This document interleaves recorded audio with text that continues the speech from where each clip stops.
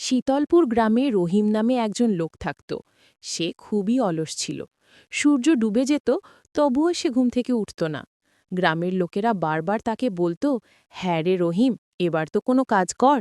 কিন্তু রহিম শুধু বসে বসে খেত এবং বলতো, কাজ কি আছে, যায় এভাবেই জীবন চলে যাবে।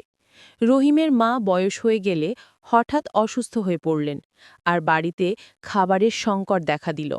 তখন রহিম বুঝল এবার তাকে কাজ করতে হবে। সে বাইরে কাজ খুঁজতে গেল, কিন্তু অলস হওয়ায় কোনো গ্রামবাসী তাকে কাজ দিল না। একদিন সে অনেক দূর হেঁটে চলতে চলতে এক বৃদ্ধের সঙ্গে দেখা করল। বৃদ্ধ লোকটি বলল, আমি তোমাকে কাজ শিখাবো, যদি তুমি আমার সঙ্গে কাজ করতে চাও। রহিম রাজি হয়ে গেল। বৃদ্ধ ধীরে ধীরে তাকে চাষাবাদ শেখালো। রহিম পরিশ্রম করতে করতে একজন পরিশ্রমী মানুষে পরিণত হল। সময় কেটে গেলে রহিম গ্রামের সবচেয়ে ধনী ব্যক্তি হয়ে গেল।